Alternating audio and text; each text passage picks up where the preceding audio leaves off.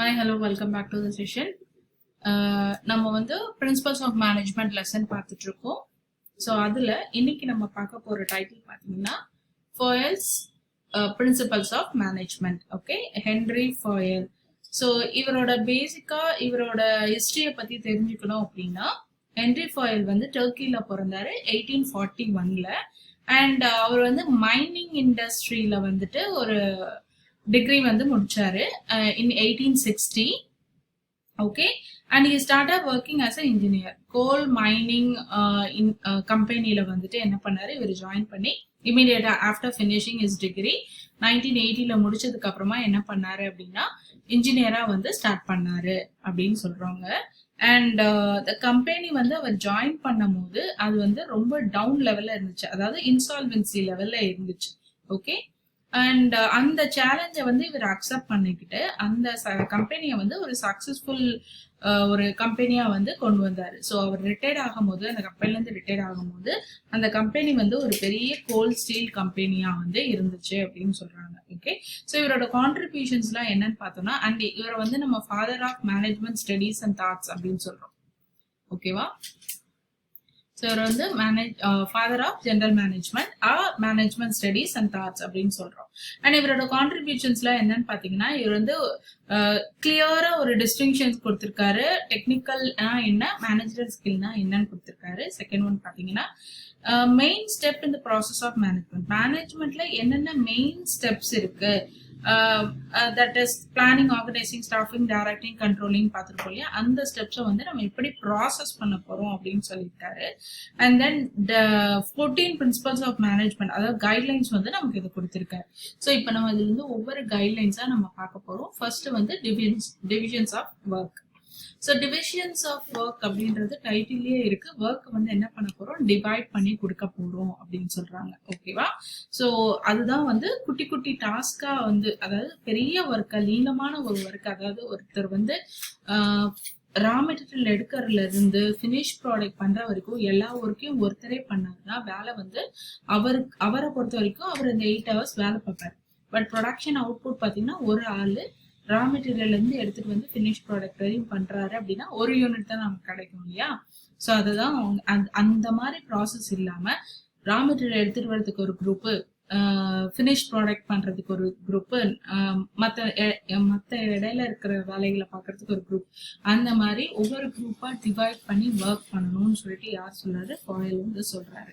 So ஏன் இப்படி work பண்ணும் அப்படின்னா, அந்த பர்டிகுலர் குரூப்புக்கு வந்து தேவையான ஆட்களோட குவாலிஃபிகேஷன்ஸ், கேப்பபிலிட்டி இதெல்லாம் பார்த்து ஒரு எக்ஸ்பீரியன்ஸ் பர்சனா அந்த பர்டிகுலர் ஏரியால நம்ம போட்டோம்னா அவங்களோட ஒர்க் எப்படி இருக்கும், அவங்களுக்கு அந்த வேலை நல்லா தெரியும் இல்லையா.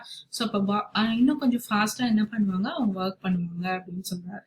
ஸோ ஃபாயல் என்ன சொல்றாரு இன்னொன்னு அப்படின்னா, not only factory work, technical, managerial, skill ஜாப்ல ஒர்க் பண்ண இருப்பாங்க இல்லையா. ஸோ அவங்க வந்து இப்போ ஒர்க்கிங் ஏரியால ஒருத்தர் இருப்பாங்க. அந்த ஒர்க் பண்றதுக்கு இப்போ நான் ஃபார் எக்ஸாம்பிள் நான் சிஸ்டம் ஒர்க் பண்றேன்னு வச்சுக்கோங்க. சிஸ்டம் ஒர்க் பண்றேன்னா எனக்கு சிஸ்டம்ல இருக்க சாஃப்ட்வேரை ஒர்க் பண்ண தெரியும், ஹார்ட்வேர் என்னன்னு எனக்கு தெரியாது, ரைட்டா. ஸோ அப்போ நான் சிஸ்டம்ல நல்லா ஒர்க் பண்ணி நிறைய ப்ரொடக்ஷன் கொடுக்கணும் அப்படின்னா என்னோட சிஸ்டம் வந்து நல்லா ரன் ஆயிட்டு இருக்கணும். அப்ப அதுக்கான டீம் இருக்காங்களா, ஹார்ட்வேர் டீம், அவங்க வந்து என்ன பண்ணும், என் சிஸ்டமை எப்பயுமே கெட்டு போகாத மாதிரி அடிக்கடி செக் பண்ணி அதை ப்ராசஸ் பண்ணி வைக்கணும். அது அவங்களோட வேலை.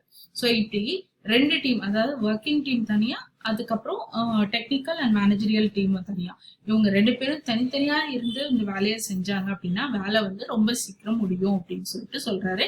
அதுவும் இல்லாம நம்ம கேஷ் சேவ் பண்ணலாம், டைம் சேவ் பண்ணலாம் அப்படின்னு சொல்றாரு. ஓகே, ஸோ இதுல பாசிட்டிவ் எஃபர்ட் அப்படின்னு பார்த்தோம்னா ஸ்பெஷலைசேஷன், அதாவது ஒருத்தர் மட்டும் ஒரு வேலையை கண்டினியூவா பண்ணிட்டே இருக்காங்கன்னா அவங்களுக்கு அந்த வேலை பழகிடும் இல்லையா. இன்னைக்கு எனக்கு 5 யூனிட் தான் கொடுக்குறாங்கன்னா நாளைக்கு வரும்போது 6 யூனிட், அடுத்த நாள் வரும்போது 7 யூனிட் அப்படின்னு எக்ஸ்ட்ரா ஆகிட்டே போகுது. பிகாஸ் அவங்களுக்கு அந்த வேலை வந்து நல்லா தெரியும். ஓகேவா, இதோட கீ பாயிண்ட்ஸ் அப்படி எப்பயுமே பிஎஸ் எழுதும் போது கீ பாயிண்ட்ஸ் அண்டர்லைன் பண்ணி எழுதுங்க. ஸோ மெயினா வந்து டிவிஷன்ஸ் ஆஃப் ஒர்க்ல வந்து கீ பாயிண்ட் என்ன சொல்றாங்கன்னா, dividing the work in smaller unit and creating departments. ஒவ்வொரு டிபார்ட்மெண்ட்டா கிரியேட் பண்ணி நீங்க பண்ணலாம். Based on delegation concept, based on functional format technologies, இந்த மாதிரி அவர் நிறைய டெக்னாலஜிஸ் வச்சிருக்காரு.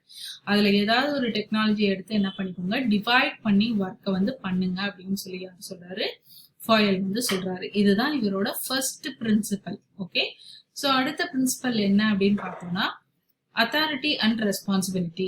Foyle வந்து authority means power to take decision அப்படின்னு சொல்றாரு.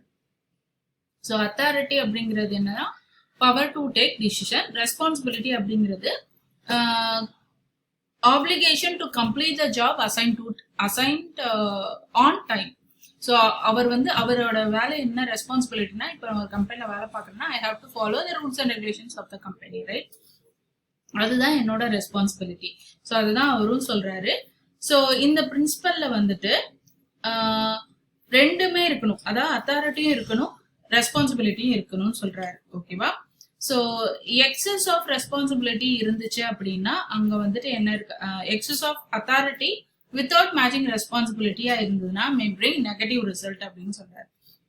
அதே மாதிரி ரெண்டுமே சொல்றாரு, நிறைய ரெஸ்பான்சிபிலிட்டி இருக்கு ஆனா அத்தாரிட்டி இல்லைனாலும் அங்க வந்து நெகட்டிவ் ரிசல்ட் வரும். நிறைய அத்தாரிட்டி இருக்கு, ரெஸ்பான்சிபிலிட்டி இல்லைனாலும் அங்க வந்து நெகட்டிவிட்டி வரும் அப்படின்னு சொல்றாரு. இதை எப்படி எக்ஸ்பிளைன் பண்ணான்னா உங்களுக்கு ஒரு எக்ஸாம்பிள் சொல்றேன். Person is given responsibility to produce 100 unit. ஒரு வாரம் டைம் கொடுத்துருக்காங்க, அந்த ஒரு வாரத்துக்குள்ள 100 யூனிட் வேணும்னு கேக்குறாங்க. இவரும் அக்செப்ட் பண்ணிக்கிட்டாரு, நான் பண்ணிடுறேன் அப்படின்னு சொல்லிட்டு. ஆனா இவருக்கு என்ன, இவர் வந்து ரெஸ்பான்சிபிலிட்டி, ரைட்டா? இவரோட ரெஸ்பான்சிபிலிட்டி என்ன, 100 யூனிட் ஒரு வாரத்துல பண்ணி கொடுக்கணும். பட் அவருக்கு ரா மெட்டீரியல் பர்ச்சேஸ் பண்றதுக்கு அத்தாரிட்டி கொடுக்கல. புரியுதா? சோ அப்போ ஒரு இடத்துல ரெஸ்பான்சிபிலிட்டி இருக்கு, அத்தாரிட்டி இல்லைங்க. சோ அப்படின்னா அவரால் என்ன பண்ண முடியாது, ரா மெட்டீரியல் வாங்க முடியாது. வாங்கினாதான் ப்ரொடக்ஷன் டைம்ல கரெக்ட் டைமுக்கு முடிக்க முடியும். ஸோ அப்போ என்ன இருக்கு, நெகட்டிவ் ஆக்டிவிட்டிஸ் இருக்காங்க. ஓகேவா? ஸோ அப்போ அத்தாரிட்டி அப்படிங்கிறது, ரெஸ்பான்சிபிலிட்டி அப்படிங்கிறது, அந்த ரெஸ்பான்சிபிலிட்டி பண்றதுக்கான அத்தாரிட்டி வந்து அவங்களுக்கு இருக்கணும். அப்படிங்கிறது யார் சொல்றாரு, ஃபாயல் வந்து சொல்றாரு. ஓகே, அண்ட் இதோட கீ பாயிண்ட்ஸ் அப்படின்னு பார்த்தோம்னா allocation of authority as per work assigned to individual. எதுக்கு இந்த கீ பாயிண்ட் லைன் சொல்றேன் அப்படின்னா, ஒவ்வொரு டைட்டில் எழுதின உடனே இந்த கீ பாயிண்ட்ஸை டபுள் கோட் பண்ணி எழுதிட்டு அதுக்கப்புறமா நீங்க கண்டென்ட் எழுதினீங்கன்னா உங்களுக்கு மார்க் இன்னும் கொஞ்சம் நிறைய ஸ்கோப் பண்றதுக்கு ஆப்பர்ச்சுனிட்டிஸ் இருக்குது. ஓகே, அண்ட் தேர்ட் ஒன் பாத்தீங்கன்னா next title is about discipline. Okay, டிசிப்ளின்னா நமக்கு நல்லா தெரியும், ஒழுங்கா இருக்கிறது, ரைட்டா? So Foyle insists the discipline is required at superior as well as the subordinate level.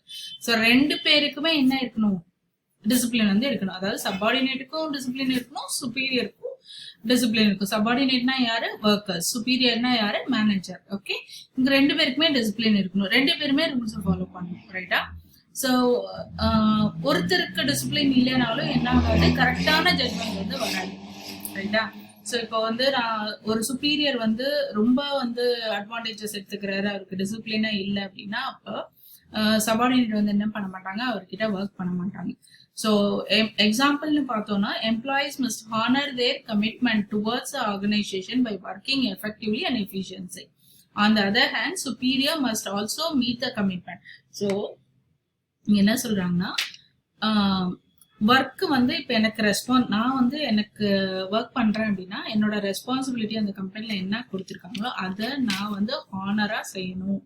Okay, அதே மாதிரி நம்ம மேனேஜர் வந்துட்டு நீங்க இந்த ஒர்க் பண்ணி கொடுத்தீங்கன்னா உங்களுக்கு இவ்வளவு இன்க்ரிமெண்ட் நான் தரேன் அப்படின்னு சொல்லி ஒரு ப்ராமிஸ் பண்ணாருன்னா அதை அவரும் என்ன பண்ணும், ஃபுல்ஃபில் பண்ணி கொடுக்கணும். அப்பதான் இந்த எம்ப்ளாயும் ஹாப்பியா இருப்பாங்க, அந்த எம்ப்ளாயும் ஹாப்பியா இருப்பாங்க, எம்ப்ளாயரும் ஹாப்பியா இருப்பாங்க. Okay, so the key word பாத்தீங்கன்னா framing of rules and regulation or following a code of conduct, இதெல்லாம் வந்து இதோட keywords. ஓகே, and next பார்த்தோம்னா நெக்ஸ்ட் டைட்டில் வந்து unity of command. Unity of command அப்படின்னா என்ன அப்படின்னா, ஒரு வேலைக்கு ஒரு பாஸ் தான் இருக்கணும். நிறைய பாஸ் இருந்தாங்கன்னு வச்சுக்கோங்களேன், அந்த வேலையை வந்து கெடுத்துருவாங்க. அதாவது இப்போ நீங்க கிளாஸ்லயே இருக்கீங்கன்னு வச்சுக்கோங்க, ஒரு லீடர் போடுறாங்க மேம் அப்படின்னா அந்த லீடர் என்ன சொல்றாங்க, மேமோட இன்ஸ்ட்ரக்ஷன்ஸை லீடர் தான் சொல்லுவார். சப்போஸ் ஒரு 4-5 லீடர் இருக்காங்கன்னு வச்சுக்கோங்க, நீங்க எந்த லீடர் சொல்றது கேட்பீங்க? ஸோ இந்த லீடரும் சொல்லுவாங்க, இந்த லீடரும் சொல்லுவாங்க. ஸோ ஈகோ கிளாஷ் நடக்கும் லீடர்ஸ்குள்ள இல்லையா? அப்ப ஒவ்வொருத்தரும் மாத்தி மாத்தி சொல்லி சொல்லி யாரை கன்ஃபியூஸ் பண்ணுவாங்க, கடைசியில நம்மளதான் கன்ஃபியூஸ் பண்ணுவாங்க. ஸோ என்ன சொல்றாரு ஃபாயல், ஒரு ஜாபுக்கு ஒரு சூப்பர்வைசர், அத ஒரு லீடர் தான் இருக்கணும், ஒரு பாஸ் தான் இருக்கணும், அதிகமான பாசஸ் வந்து இருக்கக்கூடாது அப்படின்னு சொல்றாரு. Okay, so example, if employee of the production department is asking to go slow in production to maintain quality standard by the production in charge and sale in charge instruct the employee to fast. The production in charge வந்து என்ன சொல்றாரு, கொஞ்சம் ஸ்லோவா போப்பா, production நிறைய பண்றேன் அப்படின்னு சொல்றாரு. சேல் இன்சார்ஜ் வந்து சீக்கிரமா பண்ணுன்னு சொல்றாரு. அப்ப நான் யார் பேச்சு கேட்கணும் தெரியாது எனக்கு. ஸோ அங்க வந்து கன்ஃபியூஷன்ஸ் வரும் அப்படின்னு சொல்றாங்க. ஓகே, ஸோ இதோட கீவேர்ட்ஸ் பார்த்தோம்னா order from one boss only, அதுதான் வந்து கீவேர்ட். அதை எழுதிட்டு நீங்க ஸ்டார்ட் பண்ணுங்க. ஓகே, அடுத்து பாத்தீங்கன்னா unity of directions. Okay, so 1 unit means 1 plan. ஒரு யூனிட் அப்படின்னா ஒரு பிளான் தான் இருக்கணும்னு சொல்றாங்க. ஒரு ஹெட் அண்ட் 1 பிளான். ஓகேவா?